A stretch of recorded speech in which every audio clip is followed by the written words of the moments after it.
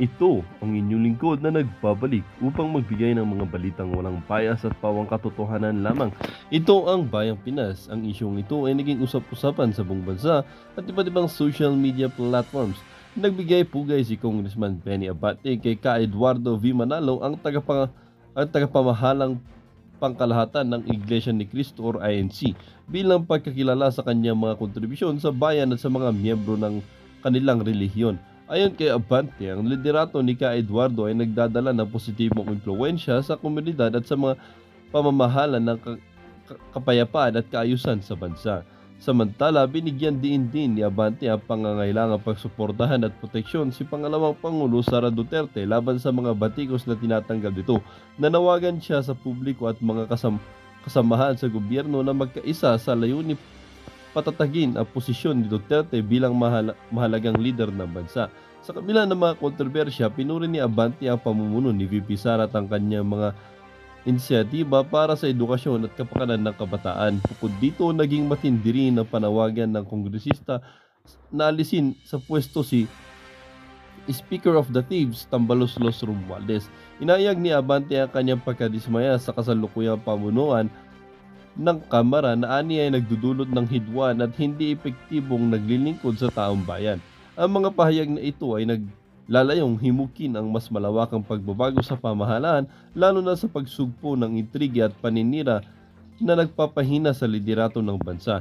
Hinihimok ni Congressman Abante ang pagkakaisa at mas malakas na suporta mula sa mamamayan upang maipatupad ang mga reformang kinakailangan para sa ikabubuti ng sambayanan. Well, para nga sa kabuang detalye at impormasyon ay panoorin na lamang natin ang buong video. At salamat na rin sa ating mga solid viewers sa walang sawang pagsuporta. At kung bago ka pa lamang sa ating channel ay syempre huwag kakalimutan mag-subscribe, pindutin ang notification bell at piliin na rin ang all upang laging maging updated sa mga balitang bago, totoo at walang bias dito sa channel ng Bayan, ang Bayang Pinas. Huwag din pong kakalimutan mag-iwan ng like at i-share ang ating mga videos. Muli po mga kaibigan, maraming salamat and God bless.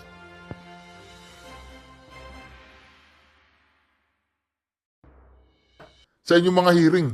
At hindi nyo man lang siya tinanong, ha? Hindi nyo siya tinanong eh. Doon sa uling niya, nag-under oath siya para patunayan na hindi niya iiwanan ng kanyang mga tauhan, ha? Ganyan ang leader, di ba? Ngayon, ang tanong, ito ha, pakinggan po natin ha. Umpisahan natin kay Balbasarado. Ambush interview namin kanina at sinabi niya to quote na china-challenge siya kayong mga young guns at mga re-electionists na drug test kasi siya dito sabi niya magdadalawang test daw siya, drug test and psychological test. Your reaction lang po dito sa challenge ni Vice President Sara Duterte? Unang-una, patong-patong na po, iba-ibang challenge na po. Kasi mauna muna siguro mag-testify under oath. That's the first challenge. Then, we follow up with the other challenges kasi baka maipit na tayo sa daming challenges. O di ba yung pagsasalita po ni Representative Ortega, akala mo talagang yung kanyang pagiging kongresista dyan at ang kanyang pagiging makapangyarihan sa panahong yan ay habang buhay, di ba? Habang buhay. Wala namang matitira sa atin ditong buhay, di ba? Pero dito sa pagsasalita ni Balbasarado, ni Ortega, talagang merong halong insulto. Di ba? Merong halong insulto sa VP Sara Duterte. Eh siyempre, nakasandal ka nga naman sa pader. At ang pader na yan ay si Tambaloslos, no? Magkano kaya? No? Tanong lang, Representative Ortega. Magkano ba? Di ba? Ang tanong kung magkano. Di ba? Kasi, ang ibig sabihin magkano, di ba? Magkano? Bakit kaya inyong ipagpalit ang inyong mga kaluluwa dyan kay Tambaloslos? Alright? Ngayon, di ba? Pakinggan natin kung ano po sasabihin ni Balbasarado dito. So, wala naman pong problema kung mag-undergo kami ng drug test or neuropsychological test. Kasi ako nga po, hindi nga ako mismo umiinom. So, anytime po yan. Pero, ang challenge po is just to testify under oath, answer the questions specifically from the Committee on Good Government.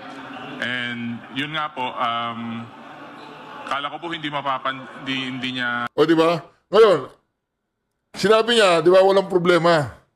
Walang problema. Ngayon, ang tanong ng taong bayan, itong mga tuwadkom na to, itong mga gunggungkom na to, itong mga young guns na to, nag-under oath siya.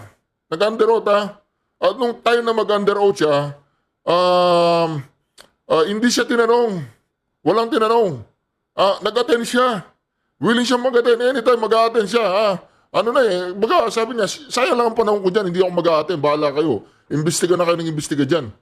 Dumating yung araw na napuno dahil nga sinight in contempt po itong si Attorney Salaika Lopez ng mga tuwadkom na to. Dumating po yung araw na talagang umaten na ang BP Sara Duterte. Ngayon ang tanong, babalikan natin itong mga gunggungkom na to, itong mga tuwadkom na to, nagpa-drug test na ba kayo o takot kayong magpa-drug test? Yan po ang New Year's resolution ng taong bayan sa inyo na saan ang drug test? Ayaan nyo na yung psychological test. Alam naman namin na mga mga kulang-kulang okay. Dito na lang sa drug test. Yung psychological test, pasado na kayo. Ako na nagsasabi, mga normal kayong mga nilalang. Yung drug test ang hinihingi ng taong bayan kung talagang hindi kayo mga drugista. Kung hindi kayo lahi ng mga drugista, lahi ng mga... ito. Tuloy natin. Papansinin ng Young Guns, pero yun nga po, na-mention niya po yung Young Guns and hello, andito po kami. Pero kung sabi niya rin po kanina, Nandiyan kayo, nagpa-drug test ka na ba, Balbasarado? Nagpa-drug test ka na, Representative Ortega? Takot kang magpa-drug test? Ako nga, bilib ako dito kay pero bilib ako na hindi bilib, Doon siya nagpa-drug test na kalaban ni Pulong. At least nagpa-drug test siya. Ang tanong, yung drug test kaya niya hindi fake. Tanong lang yan, mama. Hindi ko sinasabing fake yung drug test mo, Lahat nga nababayaran, di ba? Lahat yung mga taong imposible nga nababayaran, di ba?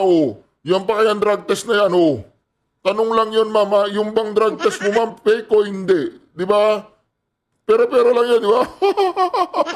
Pero palagay ko naman, hindi fake yan, di ba? Pero hindi ko alam kung anong palagay ng mga taga Davao. Kayo, tanungin ko mga Davao, naniniwala ba kayo yung drug test ni, anong pangalan nun? Si Representative,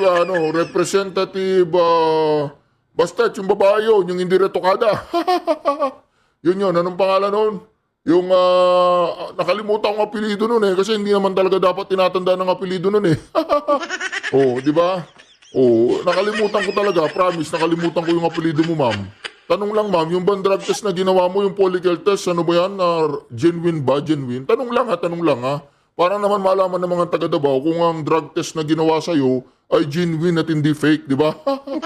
Makapangyarihan po kasi ngayon yung mga nakaupo dyan sa Tuwadcom, tsaka dyan sa Kongreso, mantakin ninyo. Makapangyarihan, pero kahit anong gawin nilang kapangyarihan ang ginagawa nila dyan, maniwala po kayo sa hindi mga kareaksyon, Itong si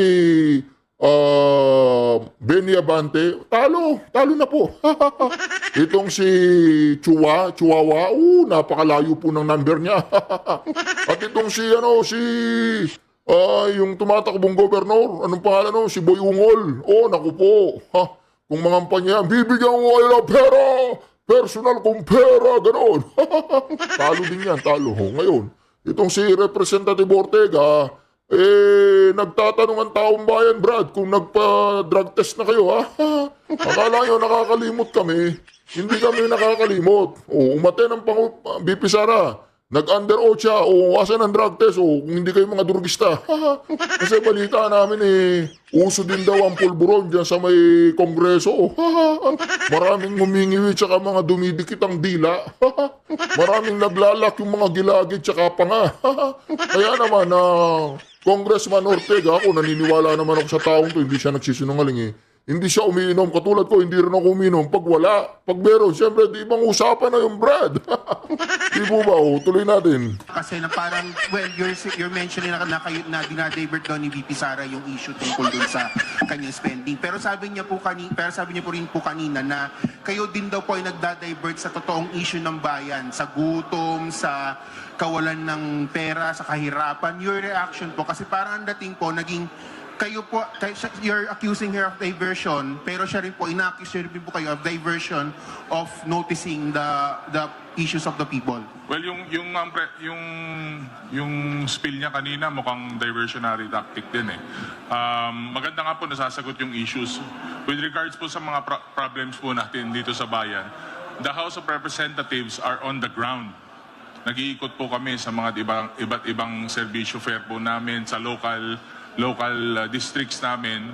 And yung nga pong mas malalaking mga problema, yung immediate solutions, nandun po kami sa ground. Yung mas malalaking problema po, ginagawan po natin ng polisiya at hinahanap. Ito yung yung tinatawag nilang mga sa ground. Sa totoo lang mga korap yung ganyan. Yung mga nagpapatayo ng mga barangay hall, basketball court, hindi naman trabaho ng mga kongresista yan. Wala sila dapat ganyang ginagawa, mga ganyang bagay, hindi nila ginagawa yan, wala silang mandatong gawin yan. Ang mandato ng mga yan ay mambabatas nga, hindi sila executive. May DSWD dyan. Diba? Kaya yung mga gumagawa ng gayabang, pinagawa ko yung daan na yan, gayang pinagawa yung hospital na yan, mga korap po yan. Bawal yan, hindi nga pwede yan eh. Wala naman sa kanilang mandato yan. Kaya nga meron tayong DPWH, meron tayong mga city engineer sa mga provincial local government unit, di ba, mga executive. Anong trabaho ng mga mambabatas na yan? Di ba? Pero balikan natin yung drugs. Naku po, nasaan ba yan, ha? Representative Ortega, nagpa-drug test ka na ba? Di ba? Nagpa-drug test na kayo? Diba, ano nga ang pangalan ng kalaban ni Pulong? Nakalimutan ko yung apelido nun eh. Yung walang utang na loob, yung kapatid niya. Yung walang utang na loob na tumatakbo ngayong mayor, kalaban ng Pangulong Duterte. Diba? Anong pangalan nun? Nawala sa isip ko kasi hindi ko sila masyadong tinatandaan. Tuloy natin Pan po natin ang solution. So, it is very well chronicled, very well documented. Makikita niyo po sa Facebook, sa internet kung ano pong ginagawa ng House of Representatives. Last na lang po on my end. Sinabi rin po niya kanina sa press conference, sa interview kanina na yung kanyang pagsasabi na desecration or yung paghuhukay di umano sa mga labi ni former President Ferdinand Marcos Sr. Parang hindi naman daw po yun equivalent to desecration of the dead. What is your reaction on this? Hindi ko po alam kung ano pang itatawag nila doon kung hindi desecration. So, una-una, ito po yung panahon na sinabi ng VP Sara natin na uhukayin niya si Marcos Sr. tatapon niya sa Manila Bay. Sa West Philippine Sea pala. West Philippine Sea, malapit lang yung Manila Bay. Kaya nilang pulutin dun eh. Sa West Philippine Sea. Anyway, mga kareaksyon, ang pangalan pala, si Nograles. Yun. Migs. Si Migs Nograles. Migs. Tanong lang ng mga taga Davao, yung bang drug test mo, genuine, hindi fake, di ba? Yun. Tanong lang yun, ha? Tanong lang. Wala kaming dito, malisyoso, ha? Tanong lang, sagutin mo lang na, yung drug test ko, genuine, hindi fake yun. Gano'n, yun lang. Ako, personally, naniniwala ako doon, hindi fake yun. May third party yun eh, kinuhanan ka ng buhok dito, di ba? Dito sa ulo, kinuhanan ka ng buhok. Ang tanong, ng taong bayan, ng mga maraming taga-Davao, nagtatanong sila ngayon, may mga nag-iisip na baka fake lang yun. Sagutin mo sa mga sa mga meeting de avance mo, Mix Nograles, Sagutin mo yun. Tsaka yung kapatid mo, pa-drug test mo, yung bakla ba yun, hindi naman. Lalaki yun, yun. Yung nagtitiktok yun nagtitiktok, Anong pangalan nun? Nograles din yun Basta't yung walang utang na loob yun. Anyway, ito pa pakinggan po ninyo to pakinggan ninyo. Kailangan natin balikan tong mga tuwadkom na to. Kailangan natin balikan tong mga tinatawag nilang mga young guns na to. Kasi po mga ka-reaction, dyan po nagsisimula yung tinatawag nating diversional tactic nila. Kumagat sila dun sa hamon ng ating VP Sara Duterte na kung under oath siya, mag-a-attend siya, tatanong siya, magpapadrug test yung mga inayupak na to, tsaka yung wag na yung psychological, mga normal kayo, alam ko, di ba, wala naman mga abnormal sa inyo. Di ba, hindi ewan ko kung ano yung tingin ng mga taong bayan sa inyo, pero ako, tingin ko sa inyo, mga normal naman, di ba? Ngayon, ba tayo yung magpa-drug test, di ba? Ito. Kumasa sa hamon na drug test at psychiatric evaluation ni Vice President Sara Duterte. Pero ang hamon naman ng mga kongresista sa Vice-Presidente, pumarap at manumpa sa pagdinig ng Kamara sa pondo ng ganyang tanggapan. PDP Porto ha, inulit na naman, umarap siya, nanumpa siya. Inarap kayo, hindi nyo siya tinanong. Ngayon, umano sila sa hamon Ito, ulitin natin. Mga mga manloloko Hindi sila nagpa-drug test nag-under oath si Wanda Manday Sara. Anong tanong dyan? Mga manloloko kayo, hindi kayo tumupad, wala kayong mga yagballs.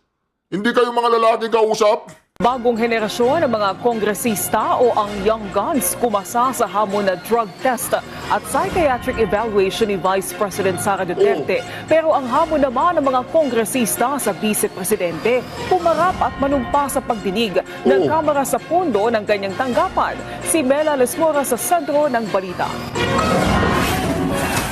Hinamon ni House Deputy Majority Leader at PBA Party List Representative Migs Nograles ang matunog na makakatunggali niya sa Hatol ng Bayan 2025 na si Davao City 1st District Representative Paulo Duterte na sabay silang magpa-drug test ngayong araw.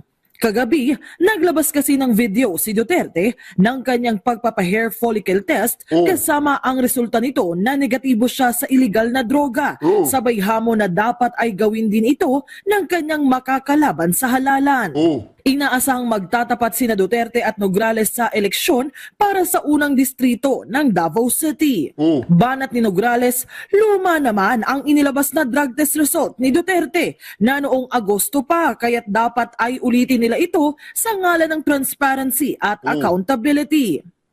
Mahalagaan niyang sabay nila itong gawin para na rin sa kanilang mga nasasakupan.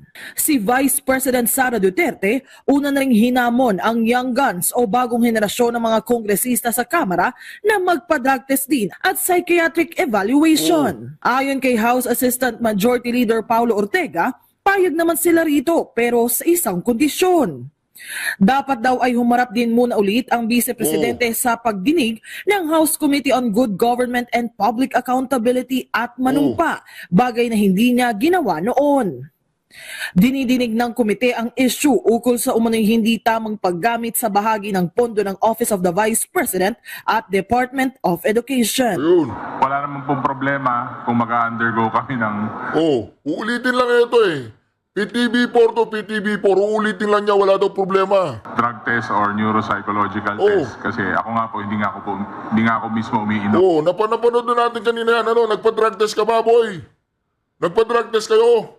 Nang nanumpa, si BP Sara, yan? Mga wala kayong isang salita? Wala kayong mga yagballs? Dapat meron kayong isang salita. Pag kumagat kayo dyan sa hamon, dapat ginagawa ninyo. So bagay, normal lang sa inyo yan. Paano kayo... Sino man nagtitiwala sa mga to, di ba? Anyway. Ito pa isa.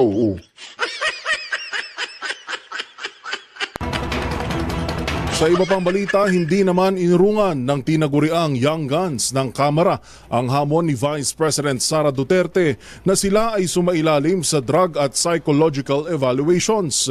Ito'y sa kondisyong haharap ang bise sa mga pagdinig na kumukwestiyon sa paggamit ng pondo ng kanyang mga hinawakang opisina. Pakinggan natin ang report ni Milky Regunan. Tinanggap ng mga miyembro ng Young Guns sa Kamara ang hamon ni Vice President Sara Duterte na sumailalim sa drug at psychiatric test evaluation. Pero pagkatapos ng mga test, dapat humarap na daw si VP Sara sa hearing ng House Committee on Good Government and Public Accountability at sumpaan na magsasabi ng totoo sa kinikwestiyon na paggamit ng confidential funds ng OVP at DepEd nang siya pa ang kalihim. Ayon kay House Assistant Majority Leader Jay Kong-hun, tinatanggap nila ang hamon pero ito ay malinaw na diversionary tactics dahil ang tunay na issue ay accountability. Kumasa rin si House Assistant Majority Leader at La Union Representative Paulo Ortega sa hamon ni Duterte at ang kanilang mungkahi ay dapat neutral third-party groups ng medical expert ang kukumpirma sa resulta para matiyak na objective at transparent ang resulta. Sa panig ni House Deputy Majority Leader at ako Bicol Party List Representative Jill Bongalon, ang sinumang babagsak sa drug test ay dapat papanatilihin panagutin alinsunod sa Dangerous Drugs Act. Iginit din ni Bongalon ang kahalagahan na humarap si VP Sara sa investigasyon ng Kamara kaugnay ng paggamit nito ng confidential funds. Para sa MBC TV Network News, ako si Milk Rigunan. So ang naging hamon ay magpapadrug test muna sila. Kapag natapos na yung drug test, ito po pag natapos na yung drug test, ang hinihingi po ng mga tuwadkom, mga young guns na to, ay a-attend na si Madam Inday Sara at mag-under oath. Ang nangyari, mga ka-reaction, ito magto-2025 na. Inihintay ng mga taong bayan na Gunggong, Congressman Gunggong, inihintay ng taong bayan yung drug test mo. Nag-under oath ng BP Sara, nauna na siya sa inyo. Umaten na, hindi nyo tinanong. Natapos na yung committee report nyo. Nasaan yung drug test nyo, ha? Kayo ba'y may isang salita o nagbablap lang kayo? Binablap nyo pa ang taong bayan, binablap nyo ngayon. Tumatakbo kayong mga kongresista dyan kung saan-saan sa mga distrito ninyo. O yung sinasakupan po ng mga tuwadkom na to, mga young guns na to, hingin po ninyo sa kanila yung drug test nila. Diba? Gunggong, may yag balls ka ba? May yag balls ka? May sakang salita, may yag balls ka? Bakit hindi ka nagpa-drug test? Diba? Para hindi ka mapagkamalan na, ano ba yan? Meron ba kayong laboratorio? Alam ko, hindi totoo yun. Ano lang yun, politika lang yun. Yung mga kalaban ninyo, pinagbintangan kayo, alam ko yun. Pero, ang tanong, nasaan ang drug test? Diba mga ka-reaction?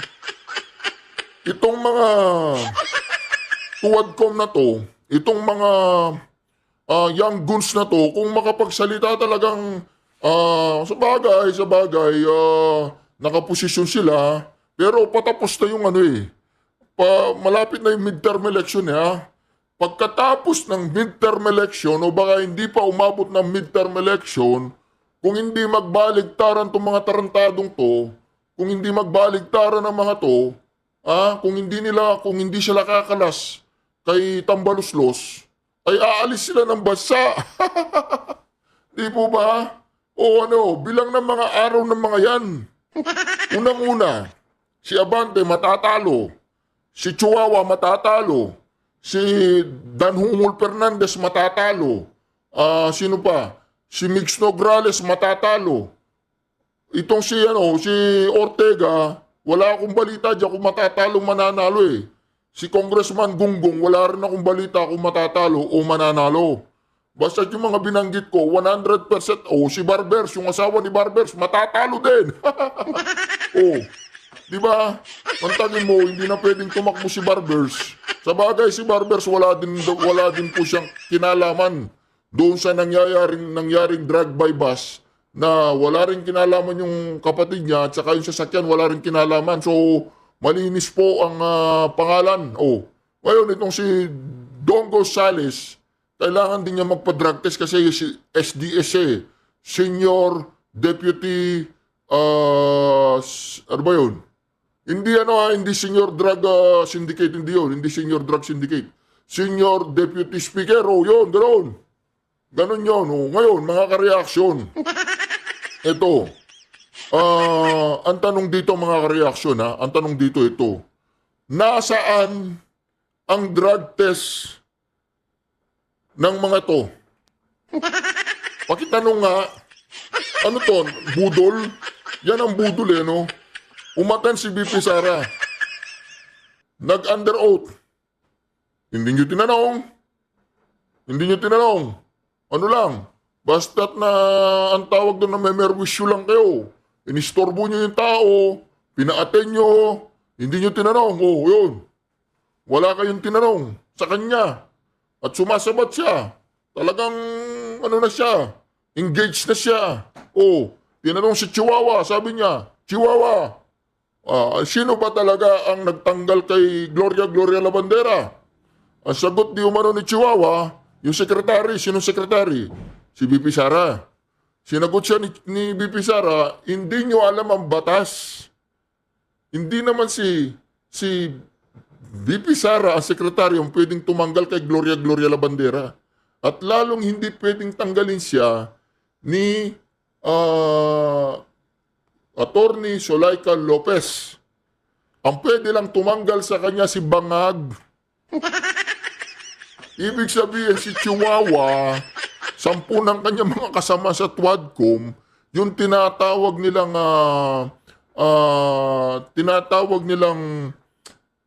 pagtanggal, yung rules, yung rules, hindi nila alam. Yung tinatawag nilang due process, hindi raw dumasa due process si Gloria Labandera, basta't na lang pinuntaan ni Zulaika Lopez at kinausap niya, tinanggal niya. Paano mo matatanggal yun, Presidente ba si Zulaika Lopez? Ngayon, ang tanong, balikan natin itong mga Twadcom na to. Nasaan ang drug test ninyo? Uy, Balbasarado! Kumusta ka na, Brad? Nasaan ang drug test mo, Ortega? Di ba hindi ka umiinom? O ba't di ka magpa-drug test? Ano yan, budol? Niloloko niyo yung taong bayan, kumagat kayo dun sa hamon. Pero ano, nagpa-drug test kayo? Hindi. Wala kayong isang salita. O di ba hindi kayo katulad ni BBM? May isang salita. Ano yung salita niya? Wala ka maintindihan. Yung salita niya, wala ka maintindihan. Paano? Bangag. Dikit ang dila. Ngiwi. Patapos na New Year, Brad. Pag si BBM, umabot siya ng February sa Malacanang, maswerte na siya. Maswerte. Opo. Ngayon lang January po. Ang taong bayan na puno na. Umihingi na ng resignation mo, Bangag. Bumaba ka na sa Malacanang, Anong ginagawa mo sa Malacanang, di ba? Anong gagawin natin? Anong ginagawa mo dyan sa Malacanang? Hindi pa ba kayo mayaman? Kulang pa.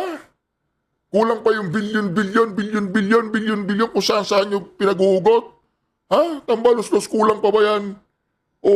Total, bawi na kayo. Bumaba na kayo. Diba? Itong mga kongresista na to, mga bata pa yan. Walang kapusugan yan. Mantakin mo si Dan Fernandez. Bibigay ko yung personal na pera ko. Putang ina. Ano bang saan ba galing lupalop si Dan Fernandez? Ba't ang dami niyang pera? Isa ba siyang asyendero o tagapagmana ng mga kayamanan? Tagapagmana ng malaking lupa? Tagapagmana ng kayamanan ng kanyang mga ninuno? Di ba? Alam naman natin ang trabaho dati yan. Anong trabaho niya dati? Di ba? Artista. Naging politisyan. Ganun na kayaman si Dan Fernandez kung magsalita siya. Bibigyan ko kayo ng pera, triple pag nanalo kami. Triple bibigay namin sa inyo. Dan Fernandez naman, nakapagpa-drug test ka na ba? Kasi pag nangampanya ka, hindi mo sinasabi kung ano yung plataforma mo. Ang sinasabi mo, hindi kayo uuwing luwahan. Hindi kayo uuwing walang laman ang inyong mga bulsa. Bibigyan namin kayo ng pera. Personal kong pera ibibigay ko sa inyo. Putang ina naman, Dan Fernandez. Saan mo galing yung mga bilyon-bilyon mong pamimigay sa mga taga Laguna ba yan? Laguna? Saan? Ganun ka kayaman bago ka naging kongresista? Ganun ka kayaman bago ka naging politician? Ganun? Magkano ba talent fee mo, Brad? Anyway, mga ka-reaction. Ang hinihingi po ng taong bayan, mga Twadcom kayo, mga young guns kayo, nasaan yung drug test ninyo? Ganun lang. Binlap nyo lang si Madam Inday Sara. Nung umaten siya, pinagtatawa na niya. Akala mo magpapadrug test kami? Akala mo magpapahuli kami ng buhay sa iyo, BP Sara? Akala mo tuloy ang laban. Di ba? Kaya kung hindi, si Migs Nograles, di ba? Si Migs Nograles nagpa-drug test. Kumagat siya dun sa hamon. Di ba? Kahit na alam naman natin na, di ba, may ugong-ugong, may mga bali-balita, na yung kanyang drug test ay genuine naman. Kasi third party yun di ba? Hindi ako naniniwala doon sa mga nagkakalat na, yung drug test ni Migs Nograles, questionable, baka yun. Hindi totoo yun. Ano po yun? Genuine po yun. Third party yun. Kaya yung mga nagsasabing yung drug test ni Migs Nograles na hindi totoo at fake, ay, huwag po kayo maniwala. Totoo yun. Naniniwala naman kayo, di ba? Oo, wala tayo, totoo yun. Anyway, ba't hindi kaya magpa-drug test ng mga young guns na to? Kahit fake lang, at least kumagat kayo dun sa hamon. Di ba, Sarah? Di ba, nagpa-drug test kami, ha? Wala kang masasabi sa amin. Nagpa-drug test kami, di ba? Di ba, kahit fake lang, okay na yun. At least, umuo kayo dun sa ginawa ninyo yung sinabi ninyo. Kasi may mga yagballs kayo. Ngayon, anong tingin sa inyo ng mga taong bayan? Pahamon-hamon kayo, pa-drug test, 2025 na, malapit na yung maliligayang araw ninyo. Pagkatapos ng midterm election, mga lame duck lahat